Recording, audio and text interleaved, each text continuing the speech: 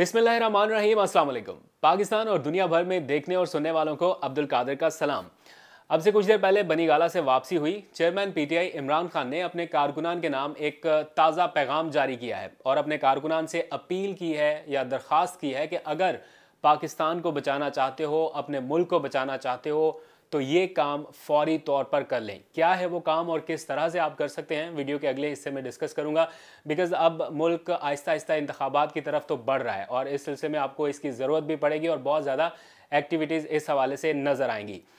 दो किस्म के आर्टिकल्स हैं जिनकी बहुत ज़्यादा बाज़गिश्त इन दिनों सुनाई दे रही है। एक है आर्टिकल 6 जो कि इंतखाबात में ताख़ीर की सूरत में पीटीआई के लोग कहते हैं कि आर्टिकल 6 का निफाज होगा अगर बर वक्त इंतखाबात ना अनाउंस किए गए।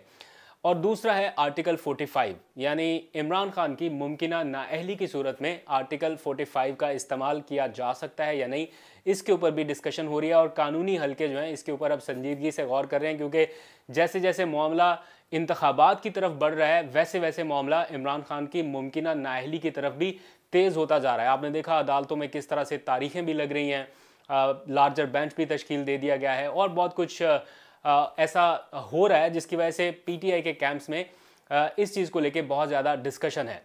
इन मामलात पर भी थोड़ी देर में बात करेंगे। सदर साहब भी तैयार हैं, आरिफ अलवी साहब इमरान खान साहब से मुसलसल राब्ते में हैं।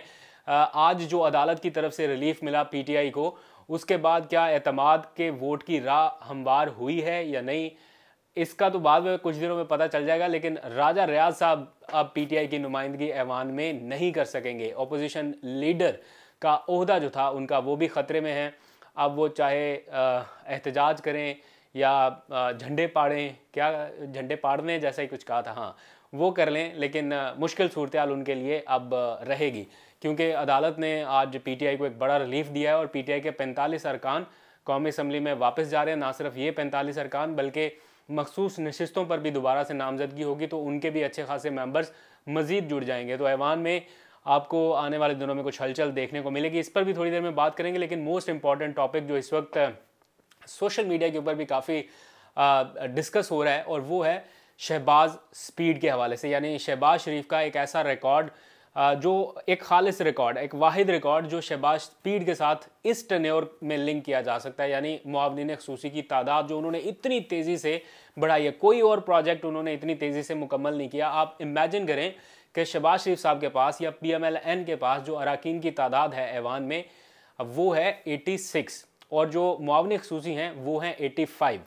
अब आप इससे अंदाज़ा लगा सकते हैं कि जब इमरान खान साहब की गवर्नमेंट थी तो एहसन इकबाल साहब क्या ट्वीट किया करते थे, ये आपकी स्क्रीन के सामने आ रहा है। और वो बड़े तंज़ के साथ शायराना अंदाज में इमरान खान को ऐसा बताते थे कि ये ऐसा हाकिम है जिसके दिल में कोई दर्द नहीं है और इसके काबीना की तादाद 50 तक पहुँच चुकी है।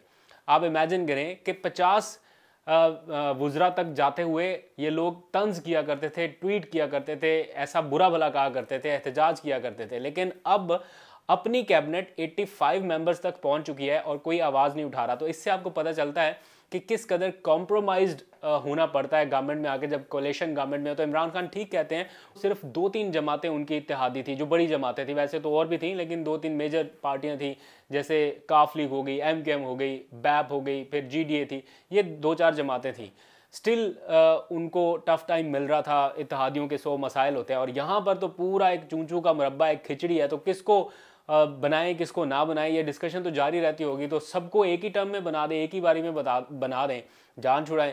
ये हर रोज़ 4-5 मुआवनीन ख़ुसूसी। और मैं तो कहता हूँ वैसे अगर थोड़ा सा हार्श वर्ड हो जाएगा, लेकिन अगर थोड़ा ग्रेस का मुजाहरा किया जाता तो आज खुद इसके ऊपर पाबंदी आयद कर देनी चाहिए थी। शहबाज शरीफ साहब को कैबिनेट की मीटिंग में ये अनाउंस करना चाहिए था खुद कि हम कोई नया मेंबर नहीं ला रहे, बिकॉज वो पर्क्स एंड प्रिविलेजेस तो जाएंगे ही जाएंगे। बेशक आप ऑनरी बेसिस पे करें, उनके ऑफिसेज होंगे, काम करने के लिए है नहीं, उनके पास कोई बिजनेस नहीं है, बिजनेस ऑफ द डे नहीं है, लेकिन स्टिल वो पर्क्स एंड प्रिविलेजेस और वो सारा प्रोटोकॉल एंजॉय करेंगे। उसमें इस कौम का जो पैसा लग रहा है उसे नहीं रोका जा सकता।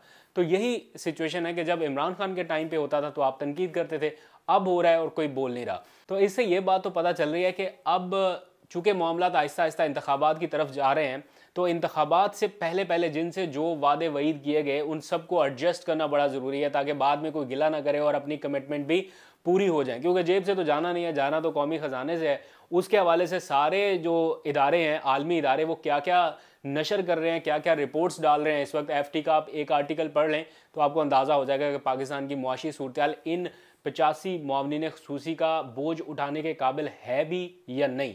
लेकिन स्टिल ये सब कुछ हो रहा है और इसको रोकने वाला कोई नहीं और इसके ऊपर नोटिस लेने वाला भी कोई नहीं, क्योंकि सवाबदीद इख्तियार है। अब चूँकि मामला इलेक्शन की तरफ जा रहा है तो इस सिलसिले में कुछ डिसीजंस हो रहे हैं, कुछ PTI की तरफ से और कुछ बाकी इधर उधर से। पूरी कोशिश कर ली मुस्लिम लीग नून ने, अभी भी कर रही है, और पूरा PDM इत्तेहाद कोशिश कर रहा है कि इलेक्शन से किसी तरह से भागा जा सके। और भागने में उनको किसी हद तक सिस्टम की मुआवनत भी हासिल है कि सिस्टम उनके साथ है।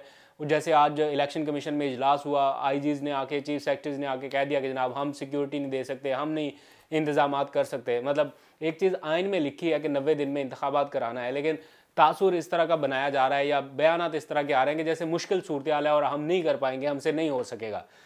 तो आइनी जिम्मेदारी बहरहाल इलेक्शन कमीशन को पूरी करनी है। जितना भी भागे, आइनी माहिरीन, कानूनी माहिरीन ये साफ साफ लफ्ज़ों में बता रहे हैं कि अगर ये नहीं करेंगे तो आर्टिकल 6 की बाज़गिश्त फिर मार्केट में सुनाई दे रही है। अच्छा, ये तो है आर्टिकल 6 इन केस इलेक्शन नहीं होता। अब जैसे जैसे मामला इलेक्शन की तरफ बढ़ रहा है, एक और सिचुएशन इमरान खान साहब की मुमकिना नाअहली के हवाले से बहुत तेज़ी से रूमर्स की सतह पर या वैसे जो इस वक्त ग्राउंड पे सिचुएशन है नज़र आ रही है कि ये इस तरफ मामला आहिस्ता आहिस्ता जाते जा रहे हैं। चूँकि लार्जर बेंच भी बन गया, अब समाअत भी होनी है, फिर किसी केस में फ़र्द जुर्म आयद होनी है, 21 तारीख को उन्हें ज़ाती हैसियत में भी तलब किया गया और इस तरह की डेवलपमेंट।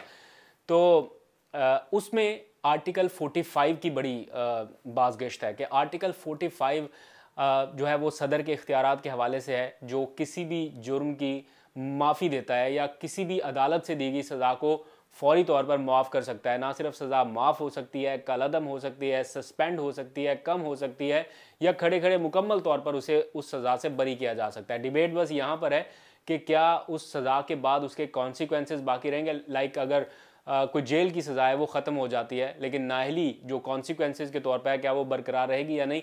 तो इस सूरत में एक एग्जाम्पल मौजूद है। रहमान मलिक को सज़ा दी गई थी अदालत की तरफ से, लेकिन उस वक्त चूँकि सदर मुमलिकत आसिफ जरदारी थे तो उन्होंने पार्डन कर दिया था उनको और उनकी सज़ा ख़त्म हो गई थी। वो बतौर सेनेटर अपना काम जारी रखे हुए थे। इलेक्शन कमीशन ने उन्हें डी नोटिफाई नहीं किया, सुप्रीम कोर्ट ने इसमें इंटरवीन नहीं किया। तो इसका मतलब है कि किसी भी सतह की कोई भी अदालत अगर सज़ा दे तो वो ख़त्म हो सकती है, लेकिन इसमें थोड़ी निटी ग्रिटी बाकी है, इसलिए ये आर्टिकल अंडर डिस्कशन है। बहरहाल इमरान खान साहब इस मामले से कोई बहुत ज़्यादा परेशान नहीं है। उन्हें पता है कि उनके खिलाफ ये कार्रवाइयाँ बहुत तेज़ी से जारी हैं और वो इसका मुकाबला करने के लिए बैकअप प्लान्स बना रहे हैं। अब इलेक्शन की तरफ मामला जाने से रोकना बहुत मुश्किल है। इस सिलसिले में इमरान खान साहब ने अपनी फुल ऑन कैंपेन लॉन्च करने का फ़ैसला किया है। कल मैंने आपको बताया था कि उन्होंने कुछ telephonic calls, recorded IVR call जो हैं वो अपने लोगों को की और उनको कहा कि हमारे लोग डोर टू डोर आपके पास आ रहे हैं तो आपने इन्हें रिस्पेक्ट करना है, इनके साथ कोऑपरेट करना है। आज इमरान खान साहब ने एक और वीडियो पैगाम जारी किया है अपने तमाम कारकुनान के नाम और उन्हें अपने शनाख्ती कार्ड के साथ वोट का इंदराज यकीनी बनाने के लिए फौरी तौर पर कहा है। इमरान खान साहब ने फोर्स किया है या इस बात पे बहुत ज़्यादा ज़ोर दिया है कि अगर आप अपने मुल्क को बचाना चाहते हो, अगर आप पाकिस्तान को बचाना चाहते हो, अगर आप चोरों से निजात चाहते हो, इस माफिया से निजात चाहते हो, तो फिर आपको ये काम हर सूरत करना पड़ेगा। और बाकी उन्होंने तरीका जो है वो अपनी वीडियो में बताया। आप लोगों को पहले से भी आइडिया होगा कि किस नंबर के ऊपर अपना ID कार्ड भेजना है, तो आपके पास पूरी डिटेल आ जाएगी। अब ज़िमनी इलेक्शन होने वाला है और साथ साथ पंजाब के आम इंतखाबात भी होने हैं, तो उस सिलसिले में इमरान खान साहब को अपने इन कारकुनान को, वोटर्स को मुसलसल एजुकेट करना पड़ेगा और शायद कहीं ना कहीं आप लोगों को भी इसकी ज़रूरत रहेगी। दूसरा बड़ा फैसला ये हुआ कि जितने भी ये कैंडिडेट हैं इमरान खान साहब के, वो मुस्तस्ना करार दिए गए हैं जेल भरो तहरीक से, यानी ये लोग अपने आप को रज़ाकाराना तौर पर जेल भरो तहरीक के लिए पेश नहीं करेंगे। बाकी अराकीन बशमूल इमरान खान साहब, यानी वो भी इस सिलसिले में पीछे हटने के लिए तैयार नहीं है। जब जेल भरो तहरीक का आगाज़ होगा तो इमरान खान साहब ये समझते हैं कि उन्हें भी पीछे नहीं हटना और वो भी अपनी खुद गिरफ्तारी देने के लिए तैयार हो सकते हैं। बाकी लोगों को मैंने कल ही बता दिया था कि तीन मरहलों में ये सिलसिला शुरू होगा। पहले मरहले में पार्टी की फर्स्ट ईयर की लीडरशिप यानी तमाम मरकज़ी कायदीन बशमूल इमरान खान, फिर दूसरे मरहले में जो उनकी सेकंड थर्ड टियर की लीडरशिप है या जो पार्टी के ज़िम्मेदारान हैं वो, और तीसरे मरहले में आम वर्कर्स और रज़ाकारान और जो आम आवाम है उनसे अपील की जाएगी। आज उनके अरकान ऐवान में जाने के मतलब अहल हो गए हैं। अदालत ने ऑर्डर मअतल कर दिया राजा परवेज़ अशरफ का, जो 45 अरकान को डी नोटिफाई करने के हवाले से उन्होंने इलेक्शन कमीशन को कहा था और उसके ऊपर एग्जीक्यूट भी हुआ।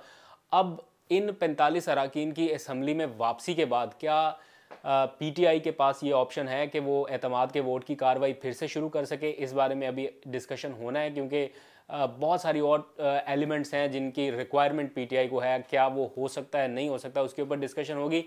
लेकिन जो राजा रियाज साहब हैं उनको रिप्लेस करने में पीटीआई फौरी तौर पर कामयाब हो सकती है। और जो 2-3 बड़े ओहदे थे जो फवाद चौधरी साहब कई बार बता चुके हैं, पार्लिमानी लीडर का ओहदा प्लस पब्लिक अकाउंट्स कमेटी की सरबराही का ओहदा जो इस वक्त नूर आलम खान के पास है, ये ओहदा पीटीआई के पास आ सकता है। तो लेट्स सी, देखते हैं क्या रिजल्ट होता है। आर्टिकल 45 इमरान खान साहब के लिए कितना हेल्पफुल रहेगा, या आर्टिकल 6 किस हद तक ख़तरनाक हो सकता है आइन शिकनी के मुर्तकब होने वाले लोगों के खिलाफ, या जो इस बारे में सोच रहे हैं उनके खिलाफ। आने वाला वक्त बताएगा, लेकिन आपको अपडेट करते रहेंगे। आज तक के लिए इतने, अपना बहुत सा ख्याल रखिए। खुदा हाफिज़।